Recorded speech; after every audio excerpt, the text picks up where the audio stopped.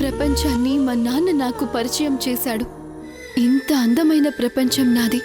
నా ప్రపంచమే నన్ను నిర్దాక్షిణ్యంగా సమాజంలో దోషిగా నిలబెట్టింది.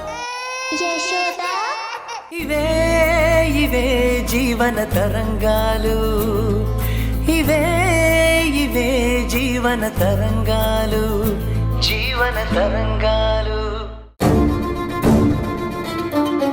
రేపు కోర్టులో ఏం జరుగుతుందో తెలీదు.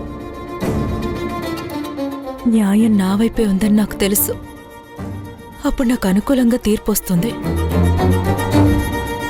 కోర్టు చెప్పిన ప్రకారం నేను సంతలో పశువులా ఆయనతో ఉండేందుకు వెళ్ళాలి. ఆయనకి నచ్చినా నచ్చకపోయినా, ఆయన తిట్టినా చీదరించుకున్నా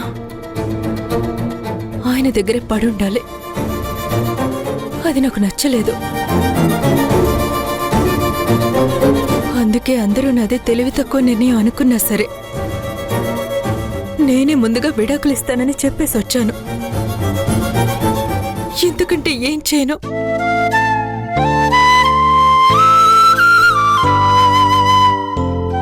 ఐఎమ్ సారీ. బిడ్డ బతుకుంటే బాగుండేది, కానీ లేదు. భర్తుండడు, భవిష్యత్తు మీద ఆశ లేదు. బండరాయిలా బతకాలి, అడవిలో మానలా బతకాలి. బతికేస్తా.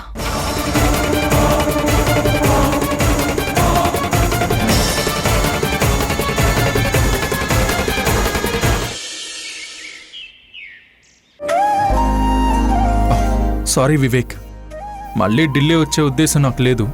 ఒకవేళ వచ్చే ప్రోగ్రాం ఉంటే నీకు ఇంటిమేట్ చేస్తాను. Bye bye.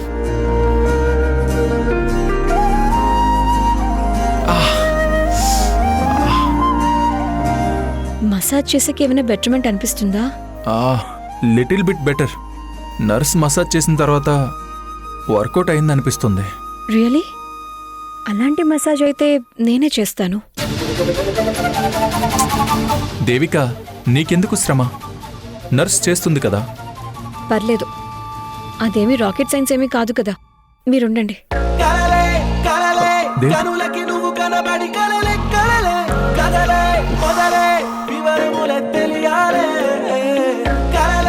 మీటింగ్కి వెళ్ళాలన్నా?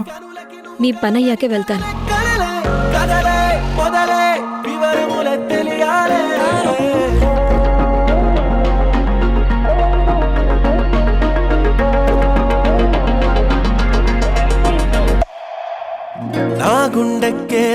అయిపోయింది. చాలా పెయిన్ గా ఉందా? నీ చుట్టూ చుట్టూ తిరిగేలా చేసిందే, నాతోటే ఉండే మనసే నా మాటే వినకుందే, నీతోటే జట్టు కడుతోందే కడుతోందే. అందాల మాయ కళ్ళే కాదా, ఊసులేవో నాలో పూసగుచ్చేలా, నన్నే అద్దంలో చూస్తుంటే ఒకసారి హోల్డ్ చేయండి. రోజంతా అద్దంతో ఇబ్బందే, నీ గుండె నాలోనే అందంగా దాక్కుందే, నా కొంచెం చోటైనా లేకుందే.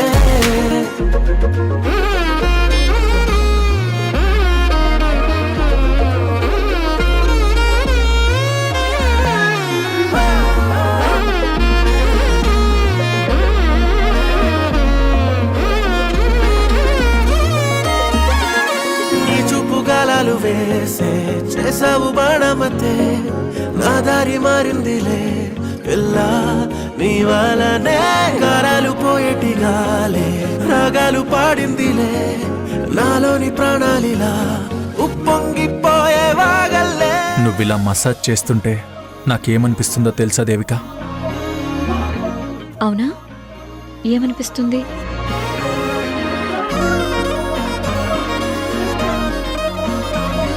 మేడం, మీరు నా పని చేస్తున్నారేంటి? తప్పే ఉంది. మేడం, మీరు నా డ్యూటీ చేస్తే నాకు జీతం ఎలా వస్తుంది మేడం? విషయం అది కాదు.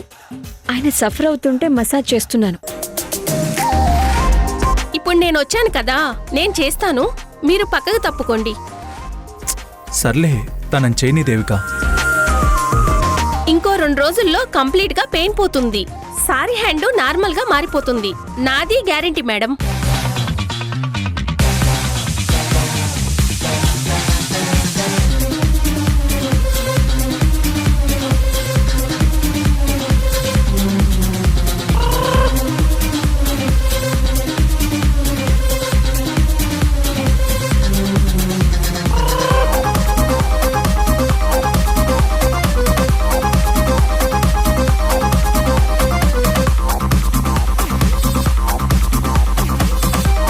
తగ్గిపోతుంది సార్.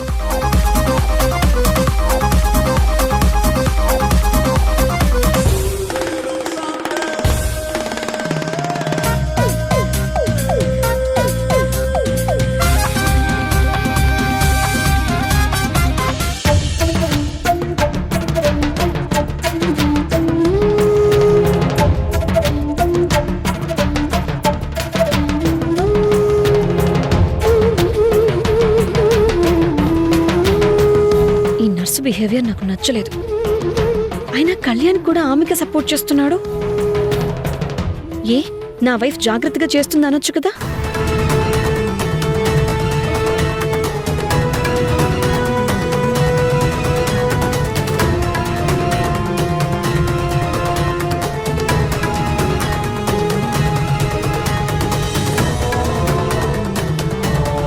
నర్సు నవ్వాల్సిన పనే ఉంది. అంటే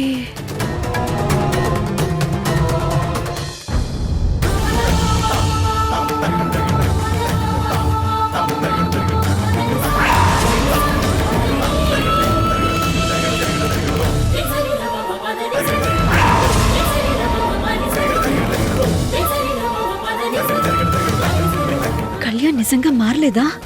అమ్మాయి కనబడగానే మళ్ళీ పాత కళ్యాణ్లా మారిపోయాడా? లేదంటే నన్ను రెచ్చగొట్టడానికి ప్రయత్నం చేస్తున్నాడా?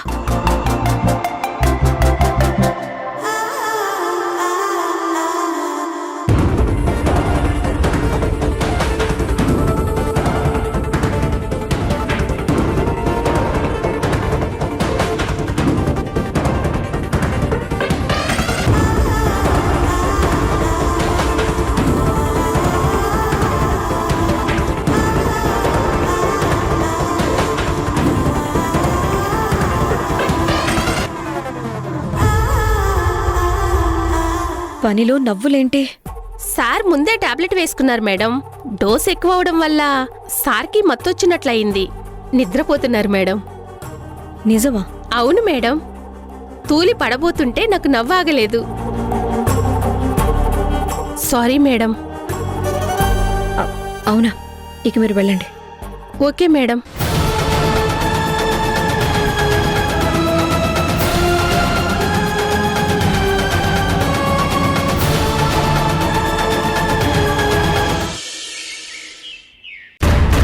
నాన్నతో మీరు మాట్లాడారంట? అవును కీర్తి, కానీ ఆయన ఇది జరగదు వదిలేయమన్నారు. నాతో కూడా అలానే చెప్పారు. కానీ మీ ప్రపోజల్ చాలా ఇంట్రెస్టింగ్గా ఉంది. అయితే కొన్ని చేంజెస్ చేయాలి. అందుకే మీతో మాట్లాడడానికి వచ్చాను. ఎందుకంత సిల్లీగా మాట్లాడుతున్నావు? లేదు, సీరియస్గానే మాట్లాడుతున్నాను. పెళ్ళి ఆగిపోయిందని షాక్లో అలా మాట్లాడుతున్నావా? కాదు, దాని గురించి వదిలేయండి. మీ ప్రపోజల్ గురించి చెప్పండి. నేను ఇచ్చిన ఆఫర్ గురించి నీకు చెప్తాను. ఒకసారి పెళ్లి ఆగిపోయాక ఇంకో సంబంధం కుదరాలంటే కష్టం.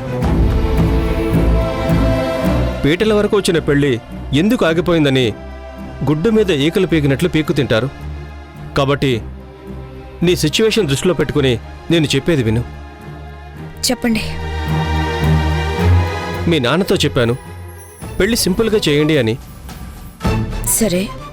మీ ఇంటి మీద మహేష్ అప్పు తీసుకున్నాడంట కదా, అది నేను తీరుస్తాను. తర్వాత నీ పేరుతో నెలకి 50,000 రెంటు ఇన్కమ్ వచ్చేలా ఏర్పాటు చేస్తాను. సరే. ఇక మిగిలింది నువ్వే చెప్పాలి. మా అమ్మ నాకు ముఖ్యం. తనను వదిలి రావడం నాకు చాలా కష్టంగా అనిపిస్తుంది. పెళ్ళయ్యాక అమ్మ ఒక్కతే ఒంటరిగా ఉండడం నాకు ఇష్టం లేదు. తనకి కొద్దిగా సపోర్ట్ కావాలి. అయితే తను కూడా నీతో పాటే ఉండమని చెప్పు. వద్దు, నాన్న ఒక్కరైపోతారు. అమ్మని నాన్నతో పాటే ఉండనివ్వండి. నాకు ఇంటికి వెళ్ళాలనిపించినప్పుడు అక్కడికి వెళ్ళి చూసుకొని వచ్చే ఫ్రీడమ్ కావాలి. సరే, నీ ఇష్టం. నాన్న పైన కంప్లైంట్స్ ఉన్నాయి. ఇకపై కోర్టు విచారణని చాలా డబ్బులు ఖర్చు అవుతాయి. దాని గురించి నేను చూసుకుంటాను. ఇంకో 2-3 స్మాల్ డౌట్స్ ఉన్నాయి. నేను అడుగుతాను, మీరు ఫ్రాంక్గా ఆన్సర్ చెప్పాలి. అలాగే, అడుగమ్మా. నిరూప్ కాలేజ్ నుంచి మధ్యలో పారిపోయాడు. ఎక్కడికి వెళ్ళాడు, ఏం చేశాడు, ఏమైనా మీకు తెలుసా? నేను అడగలేదమ్మా. ఒకవేళ అడిగినా వాడు నిజం చెప్తాడని నాకు నమ్మకం లేదు. ఎక్కడికి వెళ్ళాడో ఏమో. ఉన్నది ఒకగానొక కొడుకు, తిరిగొచ్చాడు. అదే చాలనుకున్నా. ఇంకా ఆరా తీసి మళ్ళీ వాణ్ణి బాధ పెట్టడం ఎందుకని? అక్కడ ఎవరినైనా పెళ్లి చేసుకుని ఉంటే? అలాంటిది ఏదైనా ఉంటే నాతో చెప్పేవాడు. మీరు కన్న తండ్రి కాబట్టి మీకు ఆ మాత్రం నమ్మకం ఉంటుంది. నాకుండదు కదా. అలా చేసుంటే ఆ అమ్మ ఇప్పటికే ఇళ్ళు వెతుక్కుంటూ వచ్చేది. కానీ ఇంతవరకు రాలేదు కదా. రాలేదు సరే, ఇంత ఆస్తుంది. ఇక ముందు ఎవరైనా వస్తే, పెళ్ళై పిల్లలుంటే చట్ట ప్రకారం ఆస్తి వాళ్లకు చెందుతుంది. నాకేదీ ఉండదు కదా. నేనంత దూరం ఆలోచించలేదమ్మా. పెళ్లి చేసుకుంటుంది నేను. నా లైఫ్ కాబట్టి నేను ఆ మాత్రం ఆలోచించాలి కదా. ఈరోజు పెళ్ళవుతుంది, మరుసటి రోజే ఇంకొకరు వచ్చి నేనే తన భార్యనని ప్రూఫ్స్తో సహా వచ్చి కూర్చుంటే నష్టపోయేది నేను.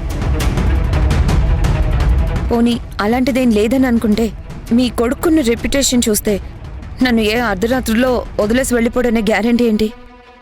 దానికోసం ఏం చేయాలో చెప్పు. నాకు నెలకి 50,000 రూపాయల రెంట్ వచ్చేలా చేస్తానని చెప్పారు కదా. ఆ ప్రాపర్టీ నా పేరు మీద రాయండి. సరే. దీని గురించి నిరూప్కి చెప్పాలి. సరే అమ్మా. అమ్మ చెప్పింది, నీకేదనిపిస్తే చెయ్యి. చదువుకోవడమా లేక పెళ్ళా అని. అయితే ఇంకా అమ్మకి ట్రబుల్ ఇవ్వలేను. తను చాలా విసిగిపోయింది. కనీసం ఇకనైనా అమ్మ సంతోషంగా ఉండాలి. అందుకే పెళ్ళికి రెడీ అయ్యాను. అయితే ఈ విషయం గురించి మీరు ముందు మాట్లాడకండి, నేను మాట్లాడతాను. సరే అమ్మా. సరే అయితే నేను బయలుదేరుతాను. అమ్మా, నాదొక చిన్న రిక్వెస్ట్. చెప్పండి. నేను నా భార్యని కిరోసిన్ పోసి చంపానని నా మీద ఆరోపణ ఉంది. అది నిజమో అబద్ధమో దాని గురించి వదిలే. నాకున్నది ఒక్కగానొక్క కొడుకు. వాడంటే నాకు చాలా ఇష్టం. కోడలుగా నువ్వు వస్తే నిన్ను చాలా బాగా చూసుకుంటాను. వీలైతే ఒక నిజం చెప్తారా? అడుగుతాను. అడగమ్మా, చెప్తాను. మీ భార్యని కిరోసిన్ పోసి చంపడం నిజమా? కాదు, తనే కిరోసిన్ పోసుకొని చనిపోయింది. అయితే మీరేం చేయలేదంటారు? నేనేం చేయలేదు. సరే, నేను వెళ్తున్నాను. మా అమ్మతో మాట్లాడతాను. సరే అమ్మా.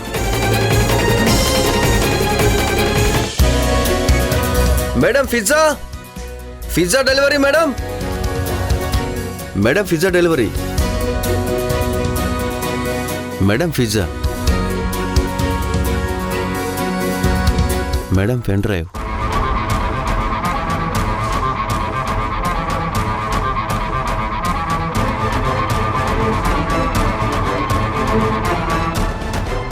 డీటెయిల్స్ అన్ని కలెక్ట్ చేసావా సంతోష్? చేశాను మేడం. ఆ నీలకంఠం బ్లాక్ మనీని ఒక ఎన్జిఓ సంస్థలో పెట్టాడు మేడం.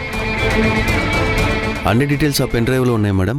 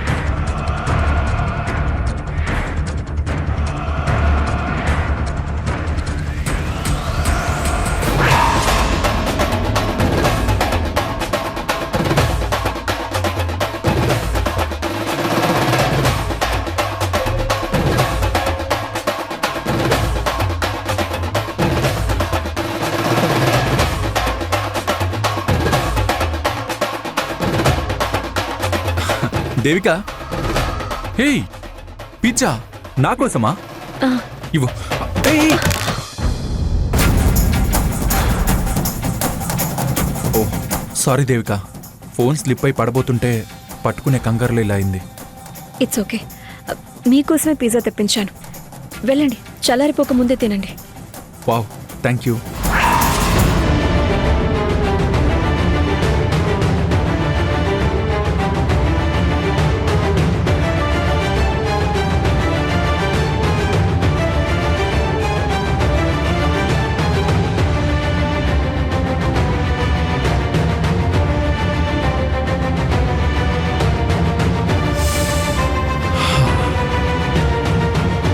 వావ్,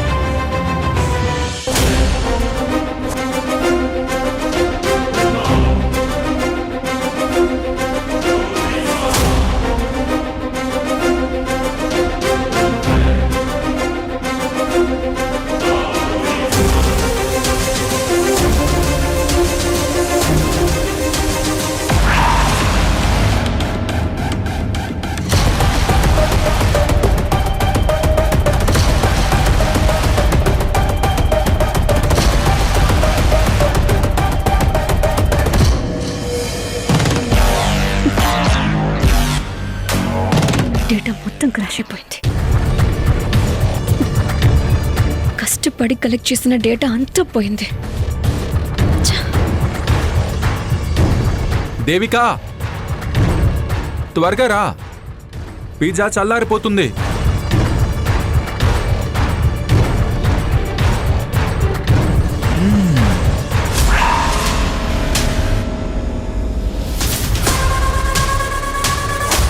నా దగ్గరున్న డేటా క్రాష్ అయిన ప్రతిసారి కళ్యాణ్ ఇన్వాల్వ్ అయి ఉన్నాడు. అంటే కళ్యాణ్కి ఇలాంటి ఇన్ఫర్మేషన్ నా దగ్గర ఉందని ముందే తెలిసి ఇలా చేస్తున్నాడా?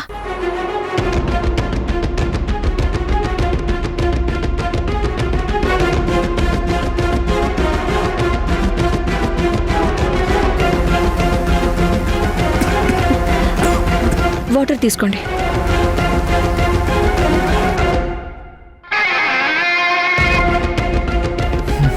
ఇందాక గదిలో నన్ను బాగా తలుచుకున్నావు కదా దేవిక.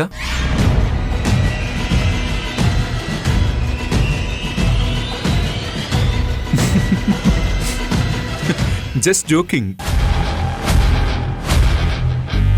రా, కూర్చో, పిజ్జా తిను. రా, చాలా టేస్టీగా ఉంది, తీసుకో. ఎంజాయ్. నీలకంఠాన్ని ప్రూఫ్స్తో సహా పట్టుకుందామని ఎంత ట్రై చేసినా అవ్వటం లేదు. లోపం ఎక్కడుందంటావు కళ్యాణ్? టైం బాగాలేకపోతే ఏది కలిసి రాదు కదా దేవిక. ఆ టైం వచ్చే వరకు వీ హ్యావ్ టు వెయిట్. ఆ టైం వచ్చినా సరే నా చుట్టూ ఉండే శత్రువుల వల్ల అతన్ని అరెస్ట్ చేయలేకపోతున్నాను. ప్రొఫెషనల్గా వర్కౌట్ అవనప్పుడు పర్సనల్గా అటాక్ చేయడం కరెక్టే దేవిక. ఇల్లీగల్గా స్టెప్ వేయమని అడ్వైస్ చేస్తున్నావా? అఫ్కోర్స్, నీకు మన పురాణాల గురించి బాగా తెలుసని అనుకుంటున్నాను. రామాయణంలో సుగ్రీవుడికిచ్చిన మాట కోసం శత్రువులో సగం బలాన్ని వరంగా పొందిన వాళ్ళని చెట్టు చాటు నుంచి చంపిన శ్రీరాముడిది ధర్మమైతే నేను చేయమన్నది కూడా ధర్మమే. లీగల్గా వెళ్తే పనులు జరగనప్పుడు ఇల్లీగల్గా వెళ్ళైనా న్యాయాన్ని నిలబెట్టడం తప్పు కాదు. Nothing wrong that. నువ్వు చెప్పిన రామాయణ కాలంలో నియమాలు మాత్రమే ఉన్నాయి, ఇప్పట్లా చట్టాలు లేవు. నవేడేస్ ఇల్లీగల్గా వెళ్తే నియమాలతో కూడిన చట్టాలున్నాయి, అవి తప్పితే శిక్షలున్నాయి. ఒక గవర్నమెంట్ ఆఫీసర్గా వాటికి రెస్పెక్ట్ ఇవ్వాల్సిన బాధ్యత నాపై ఉంది. కాదనను దేవిక, కానీ ధర్మం అంటూ కూర్చుంటే నీలకంఠం లాంటి వాళ్ళు అధర్మాలు చేసుకుంటూ వెళ్తారు కదా. మరి ఆ డ్యామేజ్ని ఇంకెప్పుడు కంట్రోల్ చేస్తారు? కళ్యాణ్ ఎంతలా నన్ను మోటివేట్ చేస్తున్నాడంటే తను ఇంటెన్షనల్గా డేటా క్రాష్ అయ్యేలా చేసుండడం అనిపిస్తుంది. నా చుట్టూ ఉన్నవాళ్లే నా డ్యూటీకి అడ్డుపడుతున్నారనే బాధ ఉంది కళ్యాణ్. మీకు కూడా నా జాబ్ విషయంలో ఏమన్నా ఇబ్బంది ఉంటే చెప్పండి.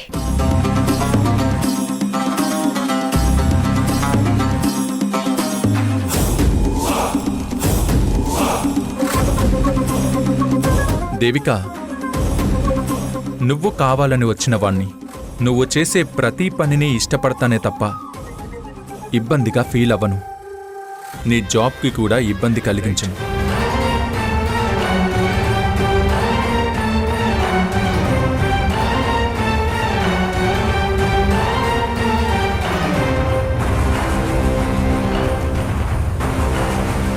ప్రామిస్.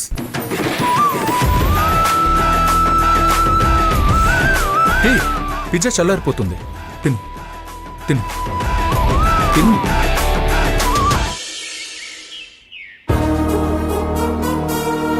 పురాణాల గురించి నాకంటే ఎక్కువ మీకే తెలుసుంటుంది.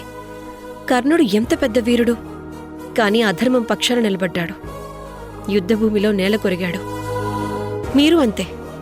మాటకు కట్టుబడి తప్పుడు మనిషి వైపు నిలబడి అతనికి సంబంధించి అక్రమాల్లో ఒక్క చిన్న ముక్క కూడా బయటకు రానివ్వలేదు అంటే మిమ్మల్ని మించిన నీతిమంతుడు ఎవరుంటారు చెప్పండి? అది ఉద్యోగ ధర్మం. అధర్మమైన అటువైపే ఉండాల్సి వచ్చింది మేడం. కానీ అటువైపుంది అక్రమ సంపాదన పర్వం. మీరు కాపాడుతుంది అక్రమ సంపాదన పరుల్ని. వాళ్లకు ఒక్కసారి మీ మీద అనుమానం వచ్చిందే అనుకోండి, నమ్మిన మనిషి అని కూడా చూడరు. కానీ మీరేమో వాళ్ల కోసం నోరు కుట్టేసుకుంటున్నారు. తప్పలేదు మేడం. పేదవాడు బతకాలంటే న్యాయ అన్యాయాలు చూడకుండా జీతం వస్తుందంటే ఆఖరికి దోపిడి దొంగల దగ్గర కూడా పనిచేయాల్సి ఉంటుంది మేడం. కానీ వాళ్లే వద్దు పొమ్మని చెప్పాక ఇంకా వాళ్లకు కొమ్ము కాయాల్సిన పని లేదనుకుంటాను. అవును, అప్పుడు అవసరాలప్పుడు, ఎప్పుడు అవసరాలు ఇప్పుడు. ఎలాగో వాళ్ళ దగ్గర పనిపోయింది. ఇంతకాలం వాళ్ల కోసం పనిచేస్తూ నన్ను కూడా ఆ దొంగలు సంపాదించే దొంగ సంపాదనకు దొంగ లెక్కలు రాసే దొంగ అకౌంటెంట్ లాగే చూస్తున్నారు. ఈ దొంగ థియరీ నుంచైనా నిజాలు బయటికి రావాలి. అలాంటి వాళ్లకు నీతి నిజాయితీ ఉండదు. మరి నేనెందుకు అలాంటి వాళ్ల కోసం కట్టుబడి ఉండాలి? అందుకే ఆ నీలకంఠానికి సంబంధించిన మొత్తం వివరాలు మీకు ఇచ్చేస్తాను.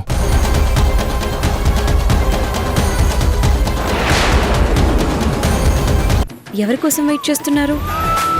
డైలీ ఈ టైంకి మసాజ్ చేయడానికి నర్స్ వస్తుంది కదా, తను ఇంకా రాలేదేంటా అని చూస్తున్నాను. తను వస్తే వస్తుంది, లేకపోతే లేదు. తన మసాజ్తో నా పెయిన్ ఆల్మోస్ట్ తగ్గిపోయింది. తను చేయించే ఎక్సర్సైజ్లు మీతో నేను చేయిస్తాను. నాతో రండి.